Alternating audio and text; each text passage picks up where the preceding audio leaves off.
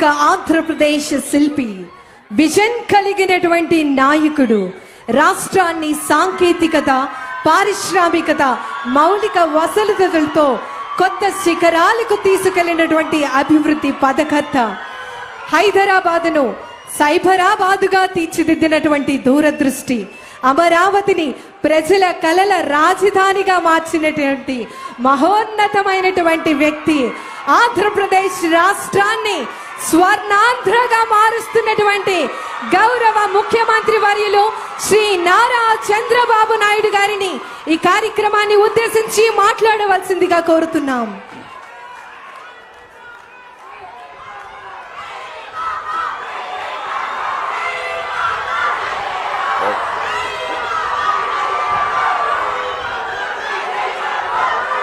Okay అమ్మా, అందరికీ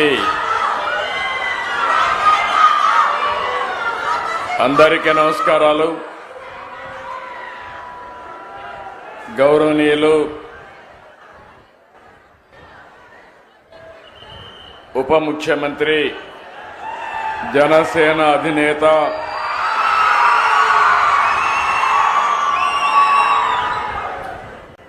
ఎప్పుడు కూడా ఒకటే ఆలోచన, మీరు మంచి పనులు చేయండి, నేను అండగా ఉంటానని మొదటి నుంచి చెప్తున్న వ్యక్తి పవన్ కళ్యాణ్ గారని చెప్పి మీ అందరికీ విజ్ఞప్తి చేస్తున్నాను. అదే మరి గౌరవనీయులు మంత్రివర్గ సభ్యులు నారా లోకేష్ గారికి,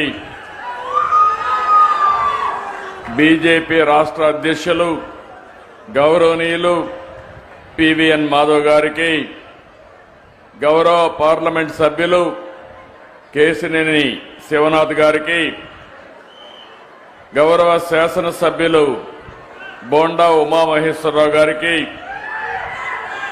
గద్దె రామ్మోహన్ రావు గారు, ఆర్టీసీ చైర్మన్ కొనకళ్ళ నారాయణరావు గారు, వైస్ చైర్మన్ పిఎస్ మునరత్నం గారు, ప్రిన్సిపల్ సెక్రటరీ కాంతిలాల్ దాండే గారు, ఎండి ఏపీఎస్ఆర్టీసీ ద్వారకా తిరుమలరావు గారు, ఈరోజు ఈ కార్యక్రమంలో మా పక్కన కూర్చున్న ఆడబిడ్డలు శ్రీమతి ఉమా, శ్రీమతి రత్నవేణి, వీళ్ళిద్దరిని కూడా మీ అందరి తరపున ప్రతినిధులుగా ఉచిత ప్రయాణ సౌకర్యాన్ని ఏర్పాటు చేస్తున్నాం కాబట్టి మొదటి లబ్ధిదారులుగా వారిని గుర్తించి వారిని గౌరవించామని చెప్పి నేను మీకు తెలియజేస్తున్నా. ఇక్కడుండే మీకే కాకుండా రాష్ట్రంలో ఉండే 2,62,00,000 మంది మహిళలకు విజ్ఞప్తి చేస్తున్నా. ఈరోజు నేను చేసిన కార్యక్రమం స్వాతంత్ర దిన సందర్భంగా చేశాను. మీకు ఆర్థిక స్వాతంత్రం కల్పించడమే నేను ధ్యేయంగా పనిచేస్తున్నా. నేను గాని పవన్ కళ్యాణ్ గారు గాని బీజేపీ గాని తప్పకుండా మా ఆడబిడ్డలకు మహర్దశ వచ్చే వరకు మీకు మేము అండగా ఉంటామని హామీ ఇస్తున్నా. ఈరోజు మీ ఆనందం చూస్తున్నా. మీ ఆనందం కోసమే మేము పనిచేస్తున్నాం. నేను అందుకనే ఒక మాట చెప్పాం, ఏమమ్మా ఆడబిడ్డలు అందరూ ఆనందంగా ఉన్నారా? అక్కలు చెల్లెళ్ళు ఆనందంగా ఉన్నామంటే ఊరంతా అయినపేట గట్టిగా చప్పట్లు కొట్టి హర్షాన్ని వ్యక్తం చేయండి.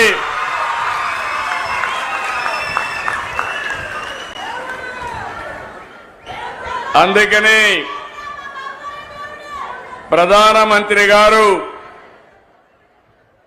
వికసిత్ భారత్ 2047 తీసుకొస్తే మనం స్వర్ణాంధ్రప్రదేశ్ 2047 తీసుకొచ్చాం. అందులో మీరు చూస్తే ఆరోగ్యం, ఆనందం, ఆదాయం అందరికీ ఉండాలనే ఏకైక లక్ష్యంతో ముందుకు పోతున్నాం. ఈరోజు మీరందరూ చూసినప్పుడు నేను ఇక్కడికి వస్తే దారంతా బస్సులో ప్రయాణం చేశాం. నేను మిత్రుడు పవన్ కళ్యాణ్ గారు మిగిలినందరం కలిసి మీ ముఖాల్లో ఆనందం చూస్తే నాకు అనిపించింది నా పూర్వజన్మ సుకృతం ఇది, నా ఆడబిడ్డలకు మంచి చేశారని ఒక ఆనందం, ఒక తృప్తి. చాలా మంది చాలా రోజులు అనుకున్నాం కానీ స్త్రీ శక్తి ఎప్పుడు ప్రారంభించాలి అంటే ఆగస్టు 15 ప్రారంభించాలని నిర్ణయం చేశామంటే దీని వెనకాల ఒక చరిత్ర ఉంది. మీకు ఆర్థిక స్వాతంత్రం తేవడం, ఆడబిడ్డల గౌరవాన్ని పెంచడానికి ఈ ఎన్డీఏ ప్రభుత్వం పనిచేస్తా ఉందని మరొకసారి మీ అందరికీ విజ్ఞప్తి చేస్తున్నా. పేరు కూడా స్త్రీ శక్తి అని పేరు పెట్టాం. ఇది ఇప్పుడు నుంచి ప్రతి ఆడబిడ్డ బస్సు ఎక్కి రాష్ట్రంలో ఏ ప్రాంతానికి పోవాలన్నా స్వేచ్ఛగా వెళ్లే అధికారం మీకు ఇచ్చామని మీ అందరికీ విజ్ఞప్తి చేస్తున్నాను. సూపర్ 6 ఆ రోజు చెప్తే నమ్మలేదు, ఈ రోజు గర్వంగా చెప్తున్న సూపర్ 6 సూపర్ హిట్. అవునా కాదా? అవునంటే చేతులెత్తి చెప్పండి అవునని.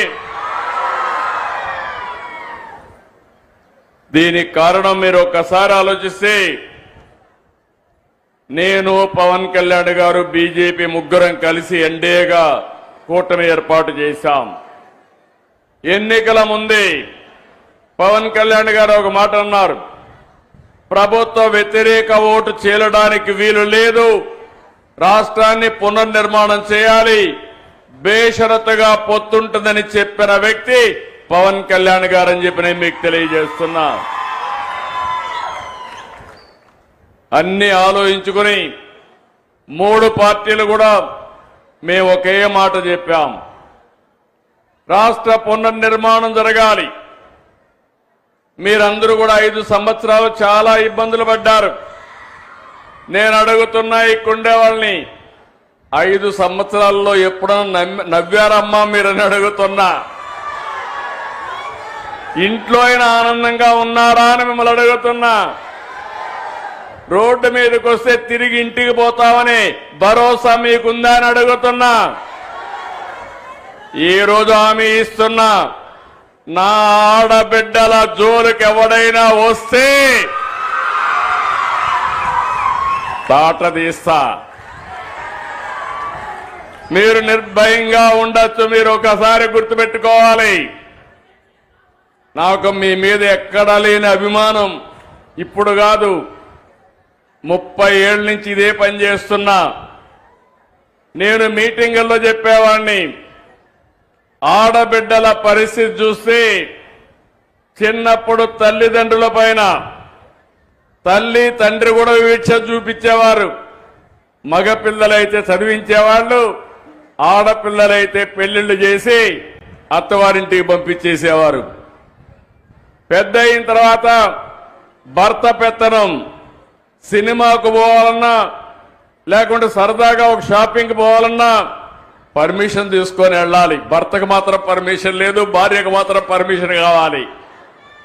ఆ తర్వాత మీరు ఆలోచిస్తే మీ కడుపులో పుట్టిన మీ బిడ్డలు పెద్ద అయిన తర్వాత నీకేంది తెలియదులే, నువ్వు వంటింట్లో ఉండు అని చెప్పేవారు. అప్పుడు నా ఆలోచనే డాక్రా సంఘాలు, మెప్మా సంఘాలను విజ్ఞప్తి చేస్తున్నా. ఆ రోజు నేను ఒక మాట చెప్పాను, గుర్తుపెట్టుకోవాలి, మా ఆడబిడ్డలు తెలివితేటల్లో అందరికంటే ఎక్కువ.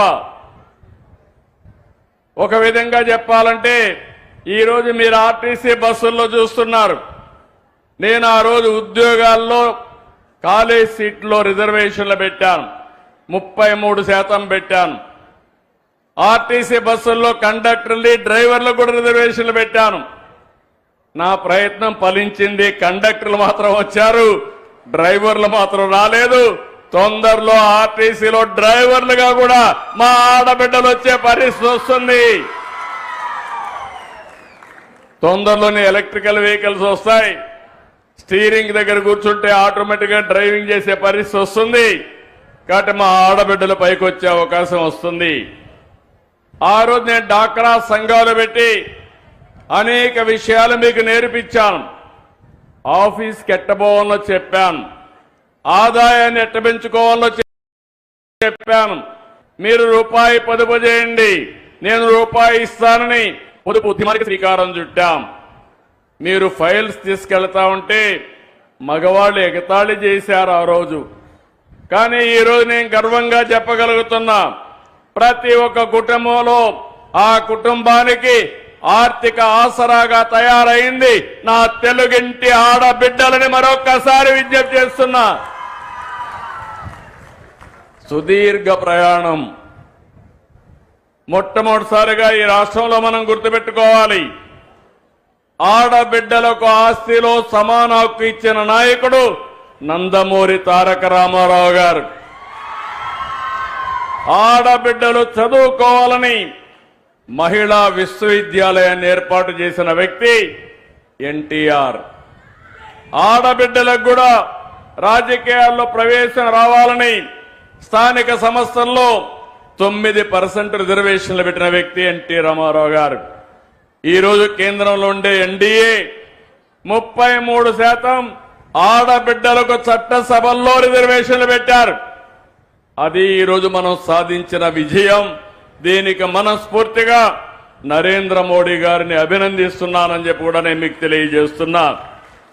ఈరోజు నేను అడుగుతున్నా ఈ కుండే వాళ్ళందరినీ, 64 లక్షల మందికి ఎన్టీఆర్ భరోసా పింఛన్లు ఇచ్చాం.